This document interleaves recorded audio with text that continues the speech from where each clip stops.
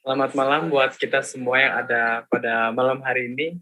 Kita semua bersyukur kepada Tuhan karena masih diberikan kesempatan untuk kita boleh bersama belajar Alkitab. Terima kasih untuk teman-teman yang sudah hadir, Merlin, Hertika, dengan Elisa yang sudah hadir pada malam hari ini. Oke, sebelum kita mempelajari tentang Alkitab, mari kita berdoa terlebih dahulu. Bapa kami yang di surga, pada malam hari ini ya Tuhan, kami mengucap syukur karena berkat pimpinan-Mu. Kami akan mempelajari mengenai Alkitab firman Tuhan ya Tuhan. Kiranya melalui pembelajaran kami tidak lupa untuk kami semakin hari semakin dekat kepadamu ya Tuhan. Tuhan, pada malam hari ini kiranya Roh Kudus-Mu boleh ada bersama-sama dengan kami, agar kami boleh dengan hikmat mempelajari pembelajaran tentang firman Tuhan pada malam hari ini. Terima kasih Tuhan, dalam nama Tuhan Yesus kami telah berdoa dan mengucap syukur. Amin. Baik, saya akan share screen mengenai pembelajaran Alkitab kita pada malam hari ini. Apakah sudah kelihatan? Apakah sudah kelihatan, Merlin? Share screen. Oke. Malam hari ini kita akan mempelajari mengenai Alkitab. Mempelajari mengenai Alkitab, untuk itu mari kita bawa Alkitab kita untuk kita belajar bersama-sama. Apa yang dimaksud dengan Alkitab? Nah, ini pertanyaan pertama nih sebelum kita belajar. Apa yang dimaksud dengan Alkitab? Menurut Merlin, Alkitab itu apa? Kalau menurut Merlin? Kalau menurut saya pribadi, Alkitab itu adalah pegangan kita sebagai umat yang percayakan Tuhan. Amin. Yang isinya tentang firman Tuhan. Oke, terima kasih. Jadi menurut Merlin, Alkitab itu merupakan pegangan kita sebagai umat-umat Tuhan.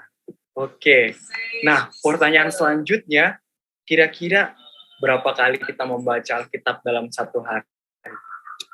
Nah, mungkin dari secara pribadi, berapa ya kita mempelajari Alkitab secara pribadi dalam satu hari? Ada yang sekali, ada yang 2 kali, ada yang 3 kali. Ini kita boleh jawab dalam hati kita masing-masing. Nah, mengapa Alkitab penting untuk dipelajari secara mendalam? Yang pertama, karena Alkitab itu sebagai tulisan Allah. Kenapa Alkitab sebagai tulisan Allah? Karena memang Alkitab yang kita pelajari setiap hari ini adalah tulisan yang bersumber dari pewahyuan diri Allah dan rencana agung Allah.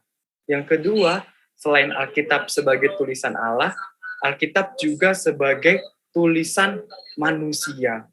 Maksudnya apa ya Alkitab sebagai tulisan manusia? Artinya bahwa pewahyuan diri Allah dan rencananya tersebut disampaikan melalui tangan manusia yang menuliskannya. Jadi Alkitab itu bukan hanya terdapat atau bersumber daripada Allah, tapi Allah juga dapat menggunakan manusia untuk menulis Alkitab. Itulah kenapa makanya dibilang di sini bahwa Alkitab itu merupakan pewahyuan dari Allah lalu disampaikan kepada manusia. Jadi yang menulis Alkitab itu manusia. Siapa yang kita tahu? Nabi-nabi ya kan dalam Alkitab. Selain nabi ada siapa? Ada raja. Nah, banyak orang yang menulis Alkitab, tapi mereka menulis dengan pewahyuan dari siapa? Dari Allah. Nah, Alkitab itu terdiri atas apa aja ya? Alkitab itu terdiri dari 66 buku.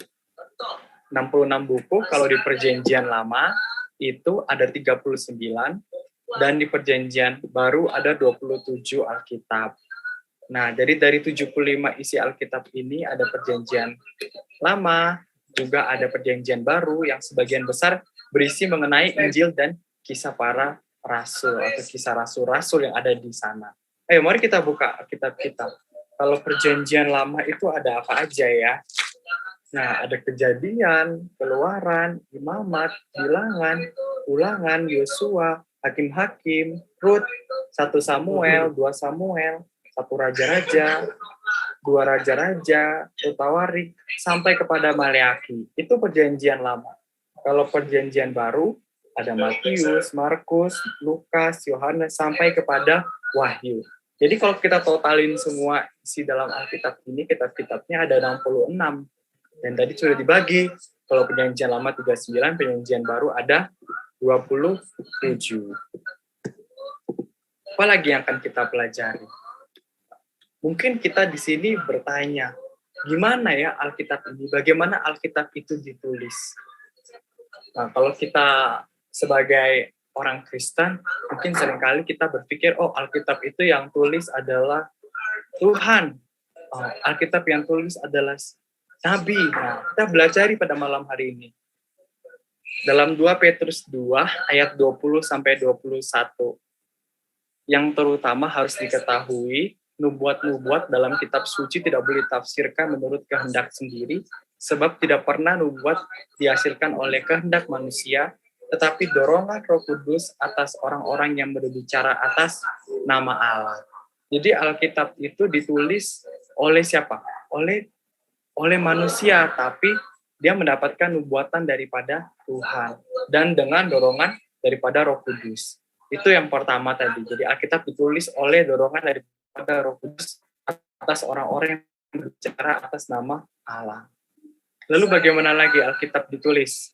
Dalam 2 Samuel 23 ayat 2, Roh Tuhan berbicara dengan pengantaraan firman Tuhan ada di lidah.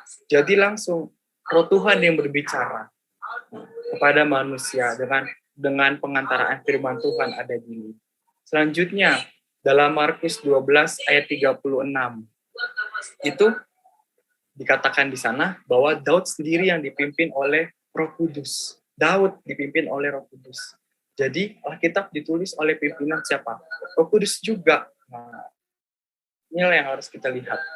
Roh Kudus dia juga bekerja sama dengan Allah untuk mengilhamkan kepada penulis-penulis pada masa itu, termasuk Raja Daud, rasul-rasul dan nabi-nabi untuk menulis firman Tuhan. Dan dalam Wahyu 1 ayat 1, Wahyu Yesus Kristus ditunjukkan kepada hamba-hambanya, malaikat yang diutusnya menyatakan kepada Yohanes. Nah, selain Roh Kudus, selain ilham daripada Allah, siapa? Bagaimanakah Alkitab itu ditulis? Dengan malaikat yang diutusnya. Jadi melalui malaikat juga, malaikat berfirman kepada Yohanes untuk Yohanes agar menulis firman yang dikatakan oleh malaikat tersebut. Selain itu apalagi dalam Ibrani 1 ayat 1, Allah berbicara langsung kepada para nabi. Allah langsung dia berbicara kepada para nabi. Lalu dalam 2 Timotius 3 ayat 16, Allah mengilhamkan para penulis Alkitab. Nah, kita bisa lihat Allah. Dalam 1 Tesalonika 2 ayat 13, kitab suci bukanlah perkataan manusia, tetapi sungguh-sungguh firman Tuhan. Jadi melalui ini kita boleh lihat bahwa bagaimanakah Alkitab itu bisa ditulis. Supaya kita nggak bingung nih, Alkitab yang tulis ini manusia atau para ilmuwan atau siapa ya. Nah, kita bisa tahu sekarang siapa yang tulis Alkitab. Adalah melalui tuntunan Roh Kudus, langsung oleh siapa? Allah. Ada yang juga melalui malaikat-malaikat Tuhan. Alkitab itu diutarakan kepada manusia, kepada para nabi pada masa itu, kepada para rasul, untuk mereka menulis firman Tuhan yang kita baca pada saat ini. Selanjutnya, apa sih fungsi daripada Alkitab? Apa fungsi Alkitab? Dalam Yohanes 17 ayat 17 dikatakan di sana, firman-Mu adalah kebenaran. Jadi Alkitab yang pertama adalah sebagai kebenaran. Dalam 2 Timotius 3 ayat 15 sampai 16, memberi hikmat menuntun kepada keselamatan oleh iman dalam Yesus Kristus, mengajar, menyatakan kesalahan, memperbaiki kelakuan dan mendidik orang dalam kebenaran. Wih, banyak ya fungsi Alkitab. Tadi apa? Firman Tuhan atau Alkitab ini sebagai kebenaran, sebagai memberi hikmat, menuntun kepada keselamatan oleh iman dalam Yesus Kristus, mengajar, menyatakan kesalahan, memperbaiki kelakuan dan mendidik orang dalam kebenaran. Apalagi fungsi Alkitab? Bukan hanya sampai situ, masih banyak. Dalam Yohanes 5 ayat 39, kitab suci memberikan kesaksian tentang Yesus Kristus. Jadi Alkitab ada memiliki isi mengenai Yesus Kristus juga. Dan dalam Mazmur 119 ayat 130 memberikan pengertian kepada orang-orang bodoh. Dalam Mazmur 119 ayat 105 menjadi pelita bagi kaki dan terang bagi jalan. Dan saya yakin fungsi Alkitab itu lebih banyak daripada ayat-ayat yang boleh saya share pada malam hari ini. Tapi ini merupakan salah satunya. Salah satunya aja sudah segini banyak dan sangat berarti buat kita. Jadi itulah mengapa kita harus membaca Alkitab, karena fungsinya itu sangat berarti dalam kehidupan kita.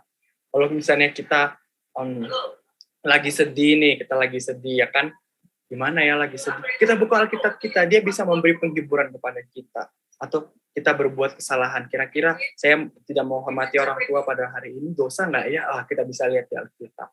Jadi banyak sekali kesaksian, cerita-cerita tentang Alkitab yang boleh kita pelajari sampai saat ini. Itu merupakan fungsi dari Alkitab. Selanjutnya, Alkitab itu ada beberapa berbentuk narasi. Berbentuk narasi maksudnya apa ya? Maksudnya itu bentuknya cerita. Suatu narasi itu terdiri dari plot atau alur cerita dan karakter-karakter. Alkitab itu dia berbentuk narasi, berbentuk cerita kebanyakan mendominasi. Dalam perjanjian lama, ada sekitar 40% muncul dalam bentuk narasi. Ya kan? Contohnya, kisah dari Yusuf, kisah dari Abraham, itu merupakan sebuah berbentuk narasi dalam Alkitab yang boleh kita jumpai. Setelah kita mempelajari mengenai fungsi, mengenai Alkitab itu apa aja, dan bagaimana Alkitab itu boleh disebut sebagai firman Allah, gimana sih kok bisa Alkitab itu ada? Melalui siapa tadi kita bisa lihat, melalui Allah mengilhamkan kepada para nabi-nabinya, Allah juga mengilhamkan kepada para penulis-penulis Alkitab lainnya. Lalu kita akan mempelajari mengenai langkah-langkah dasar untuk memahami Alkitab. Seringkali kita sulit ya, gimana sih yang benar cara membaca Alkitab? Saya udah baca sampai akhir, tapi saya nggak ingat sama sekali untuk apa yang sudah saya baca. Nih, pada malam hari ini kita belajar bersama nih bagaimana langkah-langkah dasar untuk memahami Alkitab. Yang pertama adalah observasi. Observasi maksudnya di sini what does it say kalau bahasa Inggrisnya. Bahasa Indonesianya apa yang terjadi pada saat itu atau apa yang dikatakan kepada pendengar atau penerima surat mula-mula. Yang pertama kita baca teks yang dipelajari beberapa kali. Lalu kita boleh susun outline, kita lihat alur ceritanya. Lalu kita membuat beberapa pertanyaan dasar seperti who, where, when, what. Jadi cerita ini siapa aja tokohnya, di mana tokohnya itu ada, di mana tempatnya, atau kapan itu terjadi, bagaimana itu bisa terjadi. Nah, kita boleh membuat rumus ini untuk supaya kita boleh memahami cerita yang sudah kita baca dalam Alkitab. Lalu kita pahami makna istilah-istilah atau budaya yang asing. Contohnya gimana caranya boleh memahami istilah-istilah atau budaya asing. Sekarang sudah ada Google. Nah, kita boleh lihat dari Google ini kalau budaya orang zaman dahulu bagaimana. Jadi kita paham cerita dari maksud Alkitab tersebut. Dan yang selanjutnya kita selidiki lebih lanjut why atau how, bagaimana kok bisa itu terjadi. Dan selidiki konteks sebelum atau sesudahnya. Yang kedua, langkah-langkah dasar untuk memahami Alkitab setelah observasi, kita melakukan interpretasi. What does it mean? Atau artinya apa maksudnya? Prinsip-prinsip kebenaran apa yang bisa ditarik dari cerita tersebut. Jadi kita baru selesai membaca Kejadian 1 penciptaan nih. Apa prinsip kebenaran yang ditarik? Apa intinya dari penciptaan? Itu kita bisa membuat pertanyaan seperti itu supaya kita boleh memahami isi Alkitab. Lalu yang ketiga, langkah-langkah dasar untuk memahami Alkitab, kita boleh mengaplikasinya. What does it mean to us? Apa artinya untuk kita secara pribadi? Apa relevansi kebenaran tersebut dengan hidup saya? Atau kita boleh renungkan penerapan prinsip-prinsip tersebut dalam kehidupan kita pada saat ini. Oh, setelah saya baca mengenai kisah Yunus, untuk kehidupan saya sekarang ini, semoga saya tidak sama seperti Yunus. Contohnya seperti itu, saya boleh tetap menaati Tuhan menurut sama Tuhan. Seperti itu, jadi kita boleh pahami apa maksud daripada isi firman Tuhan yang sudah kita baca melalui Alkitab. Nah, ini saya kasih contoh. Contohnya, kalau kita buka Alkitab kita dalam Markus 2 ayat 1 sampai 12. Markus 2 ayat 1 sampai 12. Di situ judulnya adalah orang lumpuh disembuhkan atau kisah orang lumpuh yang disembuhkan. Nah, bagaimana supaya kita boleh pahami mengenai ini? Pertama, kita boleh membuat pengantar latar belakang tokoh, permasalahan, situasi. Oh, latar belakangnya di sini adalah ada seorang lumpuh, ya kan? Dan itu terjadi di mana? Itu terjadi di Kapernaum. Nah, Lalu kita bisa lihat caranya supaya kita boleh memahami Alkitab. Lalu kita lihat inti cerita problem yang berkembang dan solusinya. Nah, kita baca dulu ini dalam Markus 2. Oh, masalahnya sekarang di sini ada seorang lumpuh, dia sudah berbaring lama. Nah, tetapi apa yang terjadi? Ada siapa di situ? Problemnya bahwa dia tidak dapat sembuh. Dan ada bagaimana solusinya? Teman-temannya datang membantunya, menggotongnya.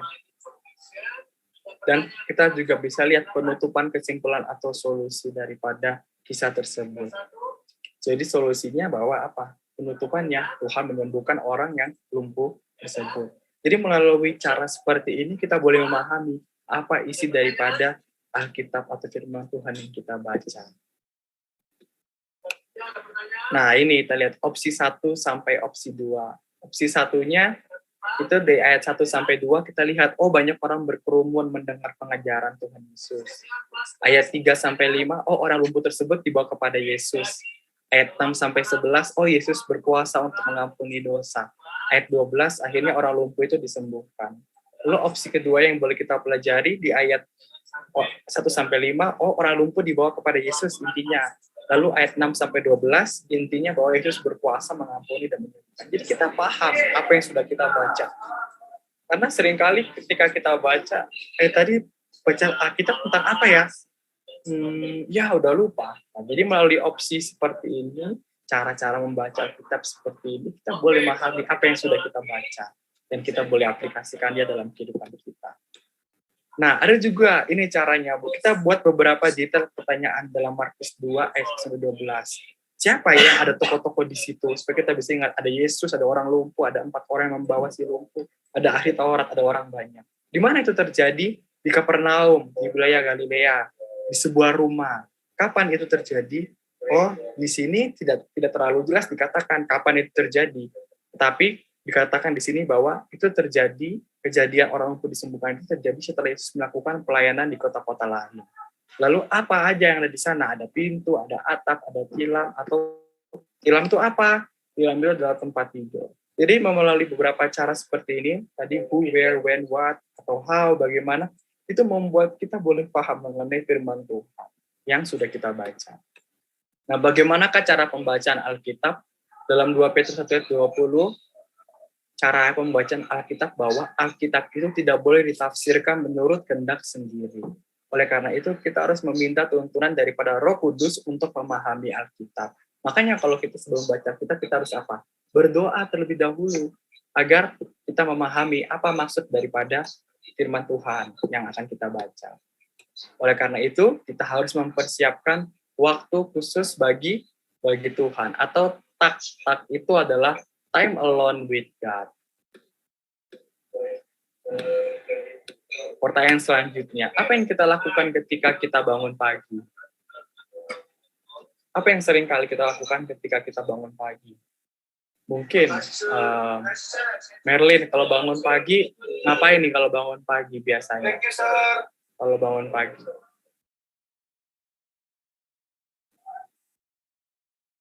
Mungkin kalau bangun pagi kita seringkali langsung ngecek HP ya. Langsung ngecek HP, langsung kita cek berita terbaru. Tapi di sini yang harus kita lakukan adalah apa? Kita membaca kitab, kita mencari Tuhan terlebih dahulu. Jadi kita put Him first in our life. Mencari kerajaan Allah dan kebenarannya. Maksudnya adalah kita menjadikan Yesus sebagai Tuhan atas seluruh aspek kehidupan kita. Dengan kata lain, menempatkannya sebagai prioritas utama dalam kehidupan kita. Jadi ada 5 disiplin dasar yang penting yang harus kita lakukan untuk mengalami manfaat Alkitab, yaitu mendengar, membaca, mempelajari, menghafal, merenungkan, dan melakukannya. Jadi 5 dasar prinsip ini merupakan satu dasar yang penting yang boleh kita ingat untuk kita boleh membaca Alkitab, dan ini merupakan manfaat bila mana kita membaca Alkitab. Jadi marilah kita membaca Alkitab, yaitu kita boleh Bible reading, kita boleh memeditasi Alkitab, itu Bible meditation, dan mempelajari Alkitab atau Bible study seperti yang kita lakukan pada malam hari ini. Jadi biarlah melalui pembelajaran Alkitab kita pada malam hari ini yang sangat simpel, kita boleh yakin, kita boleh percaya bahwa ketika kita membaca Alkitab, kita akan memahaminya. Jadi mari kita bertumbuh mengenal, mengasihi, dan memuliakan Tuhan setiap hari bersama Tuhan. Tuhan memberkati kita. Mungkin daripada Merlin ada pertanyaan mengenai pembelajaran kita pada malam hari ini mengenai Alkitab. Boleh ditanyakan. Saya mau bertanya tentang apakah Alkitab pada zaman dahulu sudah seperti zaman sekarang? Oke, terima kasih atas pertanyaannya. Apakah Alkitab pada zaman dahulu sudah sama seperti zaman sekarang? Jadi apa yang kita lihat sekarang, contohnya Alkitab kita yang kita ada sekarang ini, yang kita miliki sekarang ini merupakan salinan daripada kitab-kitab yang ada zaman dahulu. Kalau zaman dahulu dia tidak berbentuk seperti buku kayak gini, dia berbentuknya seperti gulungan-gulungan kitab, belum buku, dan itu secara acak. Jadi Alkitab itu kalau kita baca secara sejarah, dia membutuhkan lebih dari 1 milenium untuk dituliskan. Jadi ada rentang waktu penulisan sekitar 1.500 tahun dari kitab Kejadian sampai kepada Wahyu. Karena kan kita tahu berbeda-beda pada zaman dahulu. Contohnya pada zaman Musa, jadi yang dibaca kitab Musa saja. Pada zaman setelah itu zaman Daud, yang setelah Daud meninggal, nah yang setelah zaman Daud yang dibaca kitab Daud saja. Jadi gitu. Jadi belum dikumpulkan menjadi satu seperti sekarang ini. Nah, itu setelah sengsara wafat dan kebangkitan Kristus yang terjadi pada tahun 33 Masehi. Jadi belum ada seorang pun yang menuliskan sepenggal dari kitab Perjanjian Baru sampai kita mulai ditulis itu sekitar tahun 45 Masehi. Dan pada rentang waktu itu yang kurang lebih selama 12 tahun, umat Kristen tidak memiliki otoritas tertulis atau yang kita lihat sampai sekarang ini. Jadi Alkitab itu dikatakan belum lengkap, resmi disusun. Dan dikanonkan itu atau ditulis secara susun itu sampai tahun 397. Itu belum resmi. Jadi kalau kita baca secara sejarah, nah akhirnya ditulis itu pada tahun sekitar 1080, 1207 menjadi 208 itu baru mulai mereka melakukan penyusunan. Alkitab yang dicetak belum ada sampai tahun 1400 juga tahun setelah zaman Kristus. Dan penomoran ayat itu belum ada juga kayak sekarang kita lihat Alkitab itu belum ada penomoran kayak misalnya Mazmur 1, Mazmur 2 itu belum ada sekarang ini. Itulah makanya Alkitab zaman dahulu dan itu berbeda dengan sekarang. Tetapi bukan berarti isinya berbeda, namun berbedanya itu dalam isi bahwa penyusunannya belum selengkap sekarang. Kalau sekarang kan udah dijadikan satu. Makanya kita bersyukur nih sekarang kita bisa baca Alkitab dengan teratur dari kitab Kejadian sampai Wahyu, dari penciptaan, zaman Yesus sampai zaman Yesus naik surga sampai kepada Wahyu tentang akhir zaman. Makanya daripada itu kita harus senantiasa untuk kita boleh membaca Alkitab. Gitu saja. Apakah jelas? Jelas, terima kasih. Oke, jadi mungkin sampai di sini saja pembelajaran kita pada malam hari ini. Mari kita tutup dalam doa. Bapa kami yang di surga, pada malam hari ini kami telah menyelesaikan pembelajaran Alkitab kita. Kiranya Engkau memberkati agar kami boleh senantiasa mempelajari mengenai firman Tuhan. Terima kasih ya Tuhan, di dalam nama Tuhan Yesus kami telah berdoa dan mengucap syukur. Amin. Oke, terima kasih Merlin dan Elisa telah join pada malam hari ini. Tuhan memberkati. Sama-sama.